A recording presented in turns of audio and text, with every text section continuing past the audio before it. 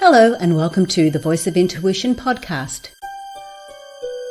My name is Susan Jane and I believe that trusting your intuition is the best way to live your life with meaning and purpose. Each week you will hear about how you can connect, develop and trust your intuition through the wonderful array of guests we have on the show and my own personal experiences. Join me to understand how your intuition can guide you towards a life full of meaning and loving purpose.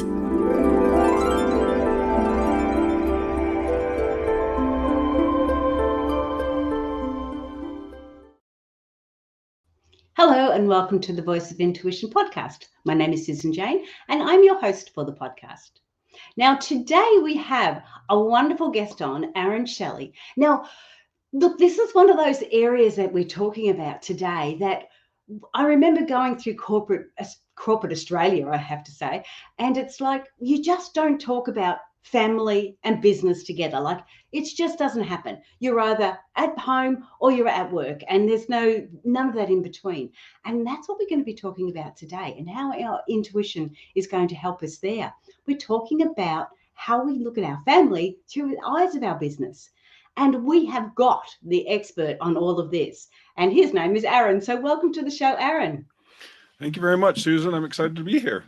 Yeah, don't worry. We're going to ask some really hard-hitting questions here. Well, no, I'm going to try to anyway.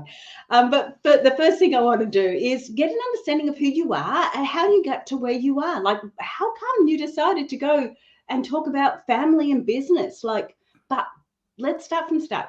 Where were you and how did you get to where you are? Where was I? I started out my education in mechanical engineering. I did that, and then I kind of got frustrated with just the engineering and business integration. It didn't seem very good to me. So then I went and learned about business, got an MBA, and my wife and I, after the MBA, we decided to run an Irish dance business. I don't know if you're familiar with that, river dance. And so we had that business running in the background of the rest of my career. But then I worked for a number of smaller companies, and I worked for Ancestry.com. And then I worked at a startup. And then I went to, I had this place where the startup didn't work. And then I was in a consulting phase where I was helping a guy write a book on entrepreneurialism and family. And I was just trying to help him. I thought I had come up with a better model than the one he was using. And so I decided to write about 50 pages of it, give it to him and say, hey, use this in your book. And he said, no, that's your book, not mine. So I didn't really ever want to write a book, but I just kind of followed the path that I thought felt good at the time. So I kind of wrote the book, had it almost done in about 2018, and then had an opportunity to work as a tech executive in a startup space where we helped contractors run their businesses. That lasted until just last year, in which case I had a time to step back.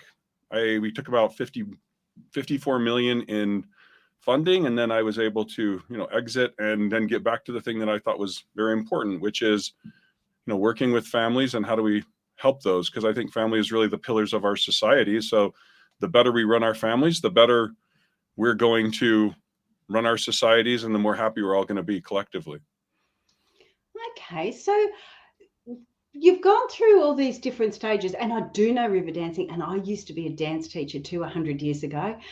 So I'm really with you there. But so when we're looking at you're looking at businesses and families, are you looking at running the family similar to how you would run a business, or are you looking at how you're living your life in your business and how that affects your family? Like, how is that connection between the two?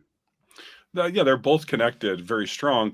And I would say, I'm not saying to run you can't fire. I mean, you can get a divorce from your spouse. You can't fire your children. But when you look at a business, most businesses are kind of trying to look ahead a few years. Well, what are we trying to accomplish? What is our mission? What's our goal? And then you look at your yearly level, and then you'll break it down into quarters, and then you'll have a lot of these structural things that help you go about accomplishing your goals. And every culture, every business will have its culture, whether that culture is, we need to be super innovative, which is a lot of what smaller companies that are trying to grow are, or we need to be super stable and predictable, which is a lot of bigger companies get into. And so every company has kind of its own feel of what it's trying to accomplish. And every family has its own ideas of what it's trying to accomplish. And it just uses a lot of these structures to align your, as I call it, the business model. But what is your strategy, your structure, and your culture? If you align your business model in your business or in your family, then you just get the results you want much more easily. Whereas if you ignore pieces of it, you just don't get very good results, and you often end up with fights, conflict, those type of things. I really like that. I think that's a great idea. And the thing is, if you're running it not the same as a business, but you're looking at some of those models in the business and you start to put that towards the family, one of the biggest things that you're saying is that you're actually revisiting it every year or every quarter or and you're actually connecting with your family in a manner that they are allowed to connect back to you as well, which is really brilliant, because too often it's like you just let the family be the family, and that can be challenging in some families. So how did you start to, I would imagine you've implemented this because you have written the book, you have to implement it. How do you go about implementing? Like, what are the steps? You've got me intrigued, Darren. You've actually got me really intrigued. I want to know. Well, so if you look at those core places of your business model, your strategy, it's if you look at just your personal, every person has their own kind of business model. And then as you expand and you add other people, you get married or you stay with your family and you continue to work together, you're kind of expanding that group that you're working with, just like a business. And the first part of that is, what are you trying to accomplish in your life? What do you think your mission is? And I think the mission expands. All businesses that I've been with, when they're very small, their mission is really like, I just need to survive. Like, we need to make enough money in the business so that we can survive. And if we don't, we're going to go out of business. And I think it's very similar when we're in our early parts of our careers and early parts of our married life. You're just like, we need to survive. I need to find out, where am I going to work? What industries can I work in? What am I going to make? Where am I going to make money? But then your mission starts to, once you start to get that settled, then you start to look out a little further. Do I really just want to maximize money? And then you start to look at, no, I don't. I want to maximize relationships. I want to maximize these other things as well. And so that's where I think it's really critical to look at your strategy and say, like, what is my mission? What is my purpose as an individual? And then as you get bigger, what's our purpose together? And so if you start and have that good strategy, then you move on to your structure, which is, what are the things that we can do to support that strategy? And we talked a little bit about that. It's like our meetings, but then it's also roles, right? Like, if you and I were going to start a business, we wouldn't say, hey, you're gonna go make money and I'm gonna go make, you're gonna be in sales and I'm gonna be in sales. You would say, you're gonna go be in sales and I'll go be in product and I'll make the thing that you're gonna sell, and we'll specialize. And so having different roles is important in a business, because it allows you to specialize and do what you do best, and often avoid some of your weaknesses. And so that's where you see, like with my wife, I do none of the technical or none of the dance thing of our dance business. I've never done Irish at all. My wife did it for, I don't know what it was, 15 years before she started teaching. And we specialize. I take care of the technical stuff. I take care of the business. I take care of clearing the snow off the road. And she takes care of teaching the kids, managing the dance company, dealing with all the parents. That's her job. We specialize there. And it's the same way in our lives. My wife really cares about the food and the health of the family, kind of like the HR department in a company. I really care about managing the finances. So we have this specialization that we do. That's just super important to have an effective business. That's that structural piece. And then the last piece I talk about is the culture. If you're in a high growth business and you really want to push, your culture is going to be about learning, buying new books, getting new ideas, being really open to new experiences. If your purpose is, less aggressive in terms of what you're trying to do in a business, then you're going to be like, it's more about stability, making fewer mistakes. Like, if you're in a medical field, you don't really need to be super innovative and make a lot of mistakes. If you're in a doctor making an operation, you in fact want to make few mistakes and kill fewer people. So the culture depends a little bit on what your mission and goals are. But if you can get those three things aligned with yourself and then also with your spouse, then, I mean, like, if I give you another example, I take care of the outside of our house mostly. That's my responsibility. She'll help me, but I take care of it. So when the house is leaking, like it did one fall, when the rain is coming into the house, I'm the one up on the roof trying to get everything secured so that we can take care of the leak. But then if you look at the inside of the house, making sure that it's clean, a lot of the decorating decisions, that's my wife. And so finding someone who's very complementary in your family is very important. Finding someone who's very complementary in your business is also very important. A lot of times you see people who want to do the same, like a lot of times you'll see women like, I want to be the breadwinner. I want to go out and do that. And then there's a guy like, well, I'm going to go be the breadwinner. I'm going to do that. You're like, well, who's going to have time for the family? Who's going to have time to have children? Like the man's like, I just can't have the children. So if we both are, if the girl really wants to do that, the guy might go, you're not the right person for me. It's not that you're not great. You're not lovely, beautiful, whatever, but we're not going to make a good business. And so that's where I think that we can take advantage of a lot of the business thinking. It's not trying to say everything in the family needs to be like a business. It's just using those same ideas. Like if you're going to start a family and the guy is like, I want to be super an executive and spend all my time doing these type of things.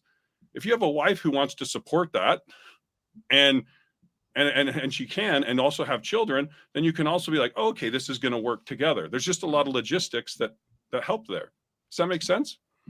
I get where you're coming from. One of the things that I would probably question is that that's in a generic relationship. So if you're looking at a generic relationship like that, that's fine. What happens when it's same-sex relationships? How does that work? Well, that's where you get more complicated often, because you don't have the specialization naturally. I mean, I have a brother who's in that kind of space where he's trying to figure it out, and it becomes very difficult because you're going, well, if we're in a same-sex relationship, what is our purpose? They often can't have children, or it becomes very expensive to have children. And so then they're like, well, we have to build up a lot more money. We have to do a lot more of those things. But I've seen a lot of times where they're like, they don't have these children that really pull them together often. I mean, I had a friend I managed in one of the businesses. He and his partner had 3 children, and he was like, oh, they're my kids. And then the relationship kind of fell apart. And it's like, well, these are my biological kids. They're not yours. And so then the relationship disintegrated. So I think it can often be difficult where you don't have the children as kind of a pull, kind of magnetism holding the couple together. Because I think biologically, we're very driven to support our children. And if you actually look at the data, in our biology actually changes as men and as women when we have children. So if you don't have that biological shift, then it can actually change, or you won't be making the decisions that you otherwise would be. So you're saying that sort of you make different decisions, or are you? Okay, so you're making different decisions. But then when you're looking at it as a family concept, when we're looking at it in a business family concept, how do the children, are they like staff? Are they like referred to as sort of staff in the fact that you've got the CEO and the CCO or type thing, you've got that the husband and wife, and then you've got the children. Well, are they classed as staff? How does that work? How does it look? Yeah, I think a little bit.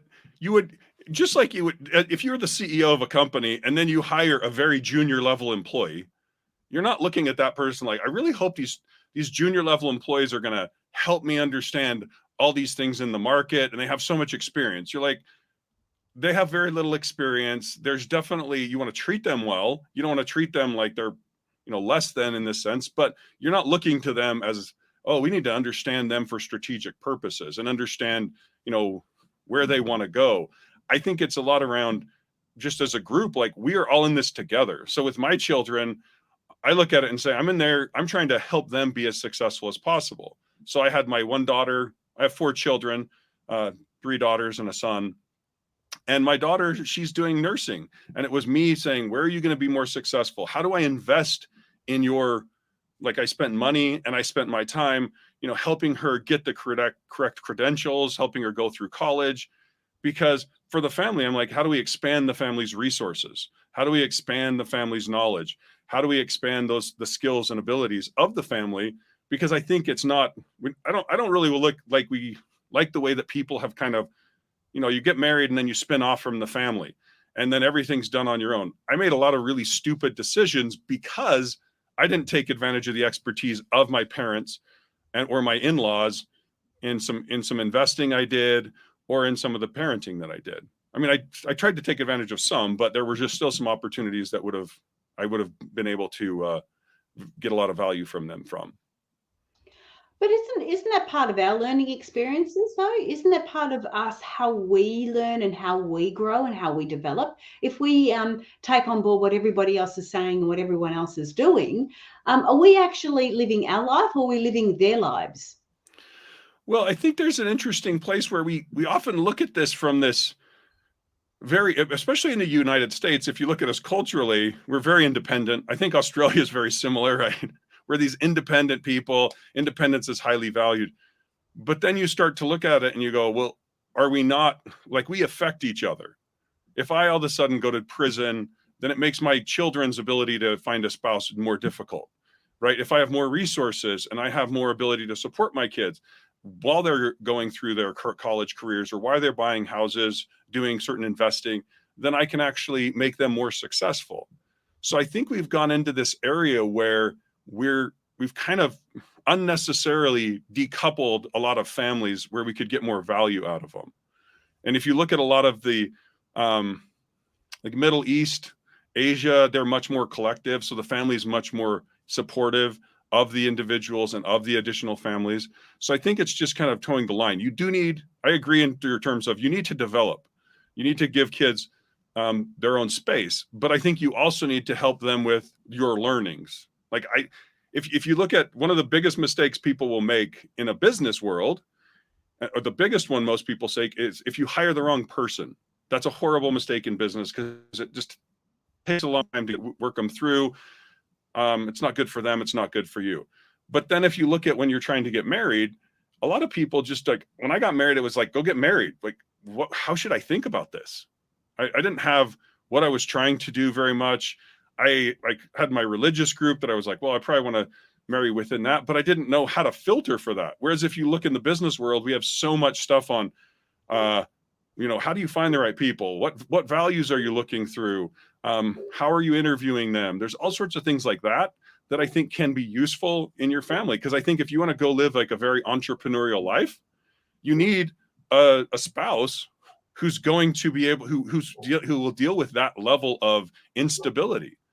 On the other hand, if you want to have a very stable life, like I've seen people who don't want to travel, and then you need a wife or a husband who's going to support that.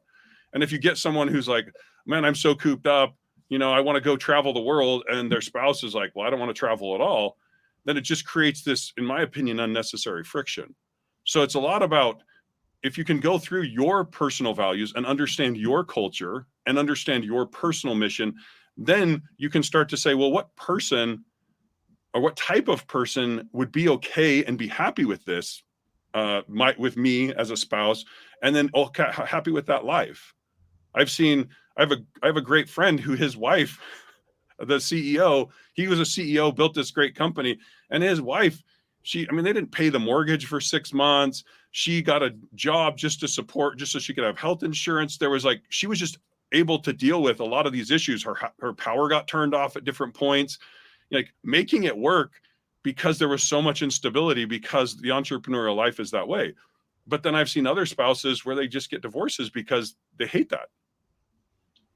So, but the way you're talking though, it's like you're not talking sort of family so much as you're talking about relationships. So before you go into that relationship, look at it like a business sort of sense, in the fact that are you ticking all the right boxes? Are the boxes being ticked that need to be ticked to create a successful business? So you're looking more at relationships rather than the family. Well, I kind of look at, to me, like the relationship is the base level of family, right? If you and your spouse can't keep it together very well, then bringing more kids into it just creates more chaos. If your value set is super conservative and your spouse's value set is super liberal, then when the kids start to get around, then all of a sudden you often find a lot more conflict. Well, should we teach them these principles or should we go this direction?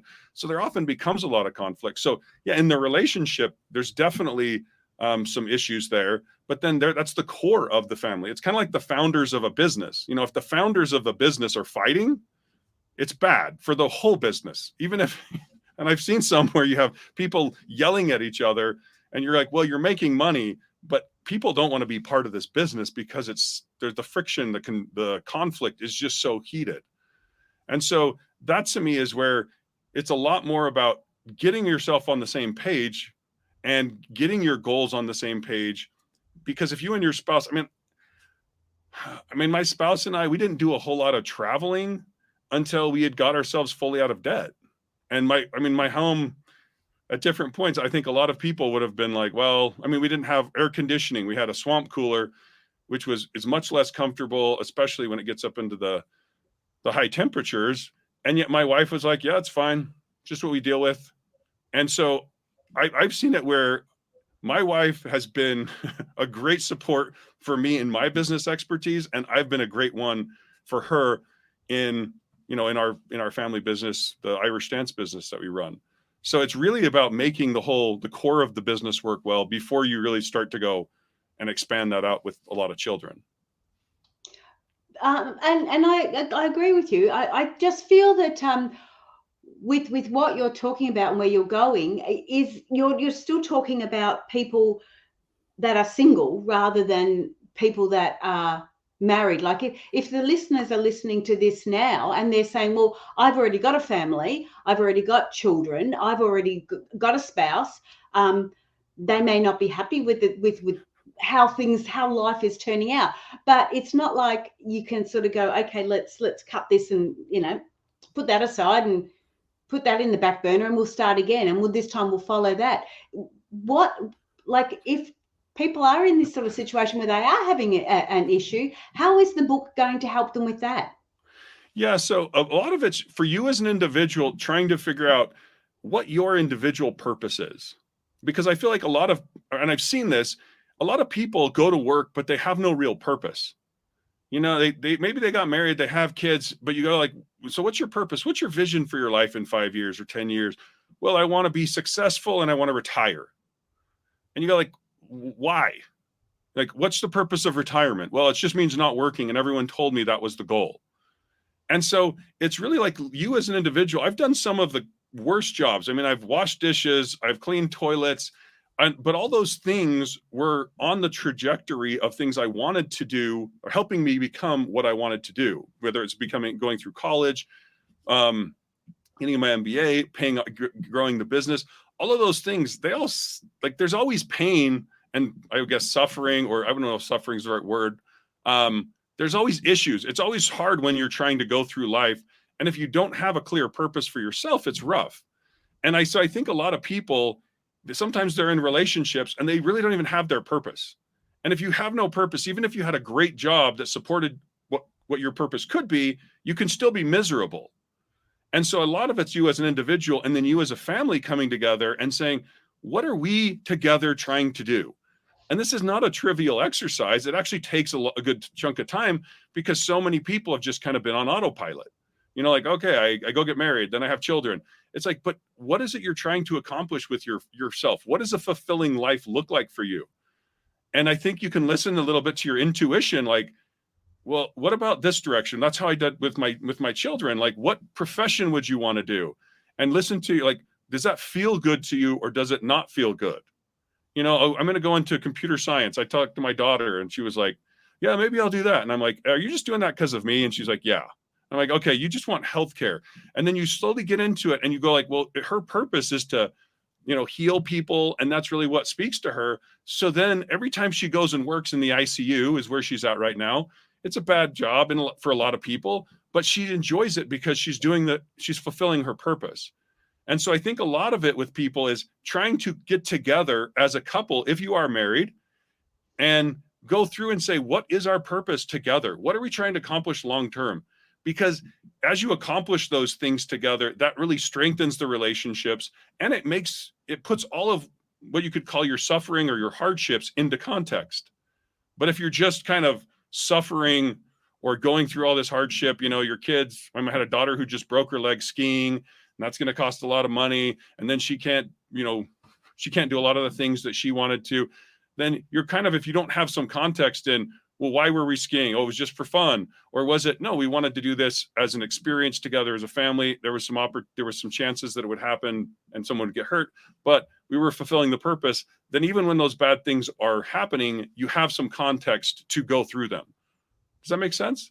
Yeah, I get where you're coming from. The other aspect I wanted to say is that you're talking in a sort of a situation where people are more well-to-do than others. So it's great following your purpose, and I get that. And purpose can absolutely change as we grow and develop, and as we get more understanding of ourselves. But what about those people that may not even have a roof over their head? May be sharing a small apartment with 3 or 4 other people. It certainly might not be where their purpose or where they feel that they should be. But how do they move forward in the concept of the family flywheel? Yeah, so you're getting into the next place. So if you look at we talked about the business model that's really the engine that creates success in your life. And so the business model is determining what you're going to invest in. And then I categorize these 3 different investment classes. Like, you can invest for money. Like, if you're going to go spend your time, which I call a human resource, and you're going to go get money for that, then that's a financial resource. And then there's another type of resource called a social resource. And social resources are relationships. So to me, you can invest for money, you can invest for relationships, or you can invest, kind of in yourself, whether it's your health or your abilities, your time, those type of things. And if you have a good business model, then you start to produce more results. Like, if you look at a company, and this is why the book is called The Family Flywheel, a company, if it makes good decisions and invests in good people, then those people can then make money. Now they have money and people, and then they can get a reputation, go do marketing. Now they have money, they have people, and now they have relationships. And this is where you can have a flywheel effect. Right now, you can take those people, money, and resources, and you can invest more and more. I mean, if you look at companies like Google, they were worth about $1 million in 1999, but through the investments in their technology and in people and in their advertising and those type of things, now the company's worth, I don't know, $1.5 or $2 trillion. And this is the flywheel effect. It takes it to build on itself. So when people are not well-to-do, a lot of times what's happening is they're making what I would call poor investments, right? Are you investing your time in learning? Are you investing your time in relationships or working? What are you investing your time on? Or are you like, well, I just watch Netflix. Okay, well, that's a waste of time. Unless maybe you watch a show with a whole bunch of people, you're developing a relationship there. But if you're looking at how you're investing, your business model is telling you to invest your time, then that will actually make you more successful. That's one of the things where people look at it and they think success is well, if you gave me a lot of money, then I would be rich. Yeah. That's just stupid, because you're like, wealth is not, and there's a story I have in my book of this woman. Her dad died. She was given $20 million when she was 18. However, she didn't know how to use it. Her business model did not tell her what to do. So now she's been through 4 or 5 marriages. She's bought and sold companies. She had to go get a loan from her mom. Like, she didn't know what to do with the money. And that's the problem, is the resources are byproducts of a good business model. The resources do not create a good business model. And so that's really what you see is, if people don't know how to invest for resources, then they're going to continue to be quote unquote poor. Yes. Okay. That now I'm really liking where you're going. Okay. So with it, what you're looking at now is, so it's almost going to the individual first and sort of going, okay, let's build this business model with this individual. So I'm going to start looking at how my life is and everything else, what I am doing, and relate that to your business model. So that gets me back in track.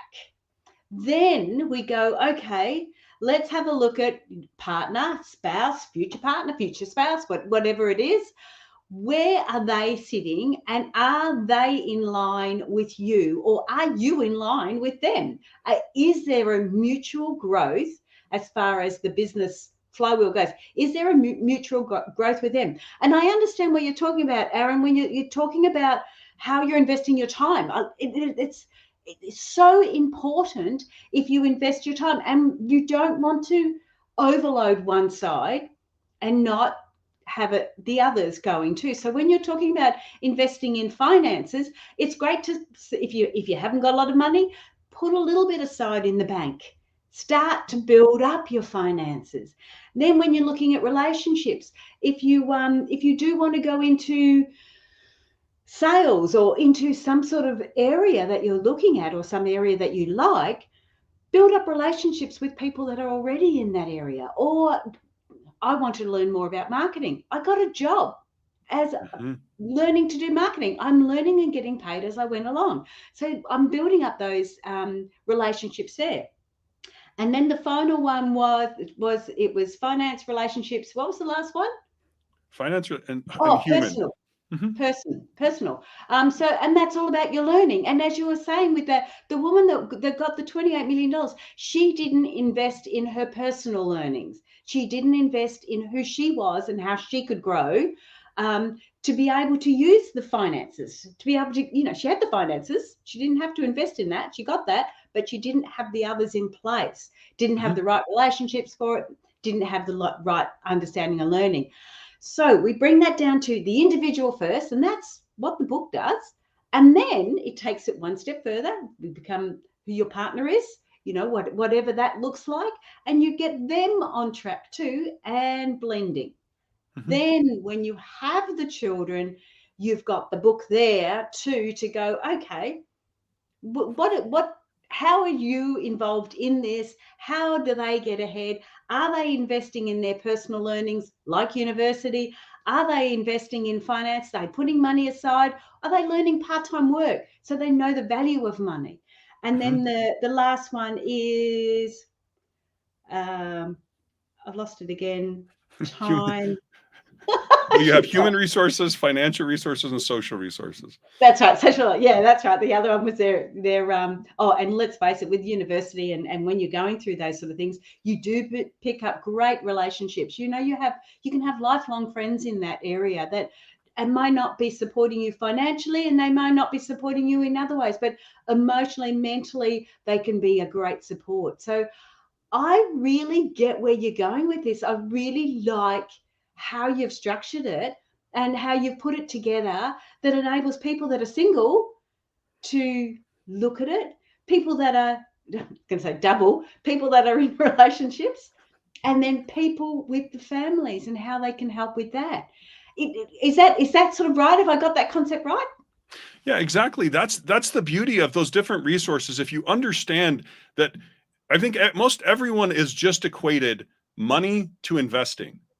And yet that is not the most important part of the investing that you're doing. If you go to college, you're investing in your skills. You're paying money. You're spending time. Those two resources, you're spending financial resources and that human resource of time to acquire skills. And to your point, also potentially acquiring relationships. And then you take that skill that you've developed and your time again, and instead of spending more time in the university, now you go to a company and you say, I have skills and I have time and I'm willing to trade it for money. And then now you have money. Now you're saying, well, now I have money and I have skills and I have some relationships, but maybe I'm going to invest more in relationships. This to me is where you see a lot of women go into marketing. And that is because marketing is about relationships. Right? It's what is your reputation? What's your brand? And how do you do that? My mom did not, she worked as a school teacher when she was young. And then my dad worked as a professor. Once he got his degree, she stopped doing school teaching. And then she was investing in our community. So when I needed a job, there were so many people. She's like, oh, this person needs a hole dug for a tree. Oh, this person needs some babysitting. This person needs this. It was so much, there were so many connectors because she was investing in all these relationships in our community. And so she had this massive pool of social resources. And if you understand marketing, you understand that even in the business world, it is very hard to value how much those relationships are worth. A brand like Nike, we put it on our financial balance sheet and we say it's worth so many billions of dollars, but it's really a guess because it's hard to quantify. And I think this has been the place where so much of what Western culture, especially in the US, I think Australia's gone a similar way, where we've pushed people like, if you're not investing for financial return, if you're not making money, you're bad. You should be fulfilling it. Go be a big CEO or so, one of those things. But if you look at the family, you're saying, no, maybe the husband or the wife is investing in those financial resources, but now someone needs to invest in the social resources. Because what you find in the social resources, if you do not have good connections in your society, with your community, with your spouse, you start to see a damaging of other human resources. This is your mental health. People feel isolated. People feel sad. People feel anxiety and all these things when they're not connected. So if you lack social resources, it actually hurts your human resources as well. And so this is where I read a book called Rich Dad, Poor Dad, and played a game, Cash Flow, where it talks about this flywheel effect in money. I make money, I buy more assets, I get more income, I make more money, I buy more assets, boom, now all of a sudden I'm wealthy. I tried to play the game. That's why we did the business. I tried to play my life that way. But then I took big risks and I invested in some real estate right before 2008 when there was a big real estate bust here, and I lost $250,000. And then I was like, I put my family at risk. My mental health went to crap. And I said, wait a sec. I did not understand that I was going to be putting these other things at risk when I made these financial decisions. And almost all financial advisors are, well, if the emotional side is difficult, but you don't understand it until you're in it. And now you're like, now I have this debt load. And so after that, I said, my mental health and my spouse's mental health is worth more than making a return, a few hundred, a few thousand, whatever dollars more. At which case my wife and I said, we are paying all of our debt off. Even though every financial advisor will say, do not do that. You could make more money in the stock market. You're home. You have a 3% interest rate. Don't do it. You could make so much more. Screw that, because they're not taking into account your mental health.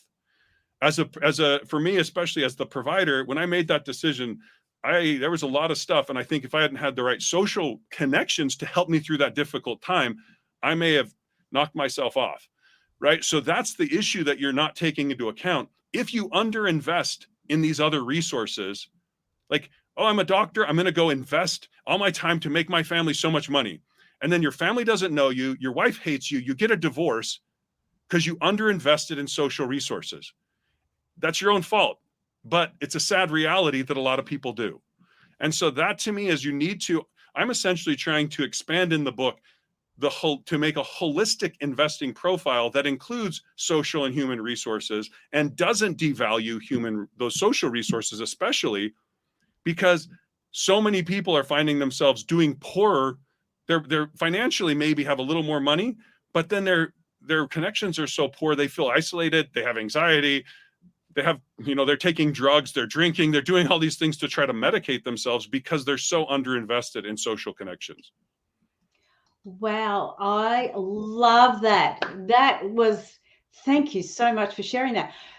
And I could see the passion and I could see the understanding for it, because I did the same. I did the cash flow game. I did Rich Dad, Poor Dad. I've been there, done that, know what you're talking about. And I kept on thinking intuitively, I kept on going, that's okay if all you want to do is focus on money. But I didn't want to just focus on money or finances. I wanted to have that holistic approach. And you're almost saying, cut it into thirds in the three different areas that you really want to, that you need to invest in. And Rich Dad, Poor Dad, the cash flow game, was all about investing in one section. It did do a bit of learning, I must admit, did a bit of personal learning. Yeah. And we did it as a group, so there was a little bit of social interactive, but it was just all focused on the money side of it. And so you lose contact with the other side of it. With the person I was with then, they weren't into money. They weren't into that side of things. I was going through a lovely big growth period of wanting to know more and that learning period. So I went into that. They weren't interested, and it was like, we weren't growing together. We weren't, yeah. And they don't have to be interested, like you were saying. That doesn't have to be their interest. but they still have to have an understanding of it, still have to have a learning on it.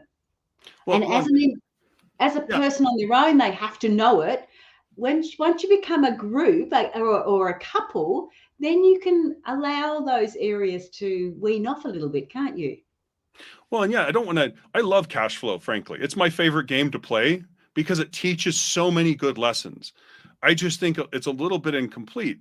And another story that I talk about in the book, which I think illustrates this perfectly, is about Mary Gates. Bill Gates, the founder of Microsoft, his mom and his dad, and how they did it. His dad was a lawyer. The mom got a degree in teaching. She taught in high school, or not in high school, in kindergarten level. And then when she got married to this lawyer, then she had 3 kids. She got out of the workforce, invested in her children and in the family. Her husband also kind of built his own legal practice. Then Mary decided, once the kids got older, I'm going to invest in social relationships. So she started to serve in her community. Well, she was on the board of the University of Washington, and she was also on the board of United Way. Well, the CEO of IBM also happened to be on the board of United Way. And that's one of the most important connections that Bill Gates had when Microsoft was working with IBM. So if you look at Mary Gates, if you were saying, oh, she needs to go back into the workforce, once her kids are done, start working for money again. Well, the dad was making enough money, so then the wife invested in the social connections, and that connection could have been worth $50, $100 billion to Bill Gates. So if you look at that, it illustrates you don't just want to invest in financial resources. Don't just spend your time for money. Even Rich Dad Poor Dad talks about invest in your education. But I think the thing that he doesn't talk about, I mean, he does talk about a little bit on the side, but it's also investing in those connections for yourself and for your community. Like Mary Gates herself, she didn't get this benefit besides her son becoming this massively wealthy person, but she didn't get that directly of, oh, now she's the CEO.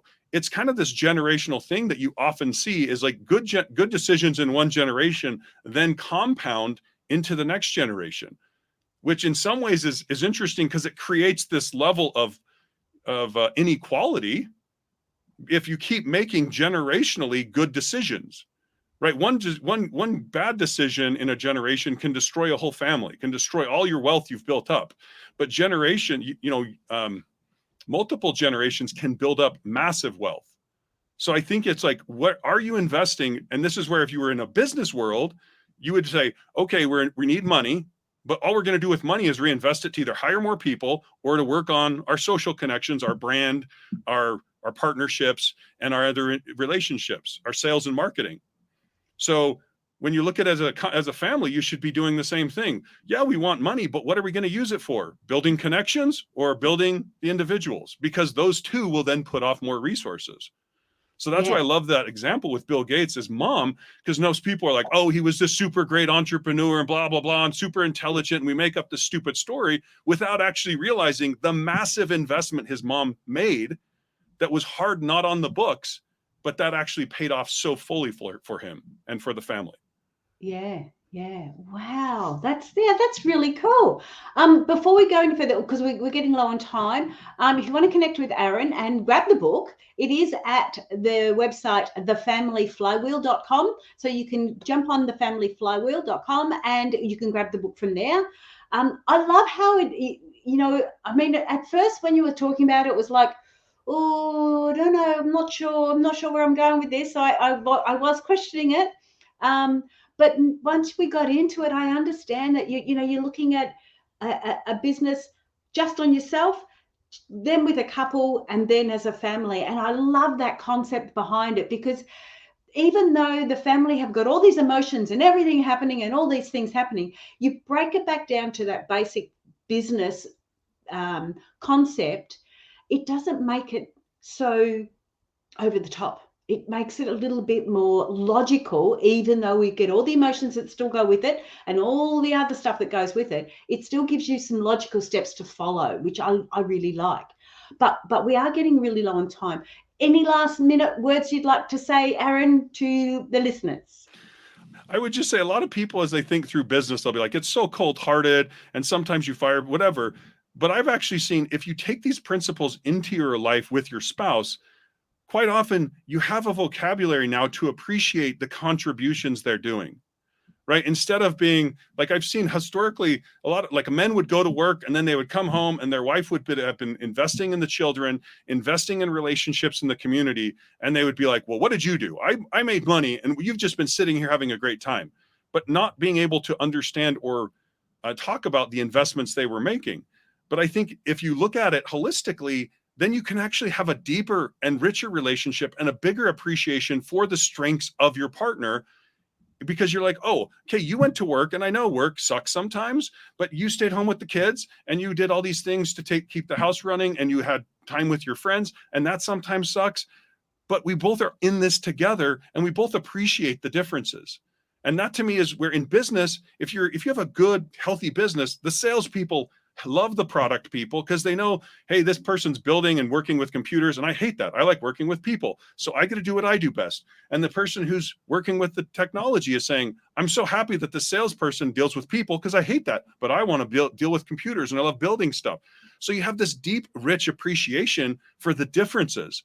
And so I think we're trying societally, it seems like we've tried to homogenize everyone and say everyone should do the same things. But the reality is it's such a richer relationship and a richer life if you focus on how do we exploit the differences and the strengths of each person and not try to say everyone needs to be the same. So I think it helps deepen our relationships if we use these principles and have happier families and frankly more successful financially, socially, and human resource wise than we otherwise would be. That is gold. Love that. It's respecting the others, it's respecting their powers, and their things as well. That's beautiful. Thank you so much for being on the show, Aaron. Yeah, thank you, Susan. It was a lot of fun. Yeah, that's cool. Stay there. Don't go away. I am just going to do my goodbyes. Jump on the website and have a look. It's thefamilyflywheel.com and have a look at it. Grab the book and just start. Be open-minded. One of the things I've always done with any books, with any podcast, is test the theory. Jump on, have a look, test his theory, because I reckon that's going to work. And it's not about being cold hard, like you said. It's about understanding who you are and what you like. Then understanding your partner and where you can actually really excel. If everybody's doing the dishes, then the lawn mowing isn't going to get done in your home. So we've got to make sure we can move those around. And I reckon this book will do that. So jump on and have a look. But that's it. That's all we have this week. I will see you next week. And I will say bye for now. See you later.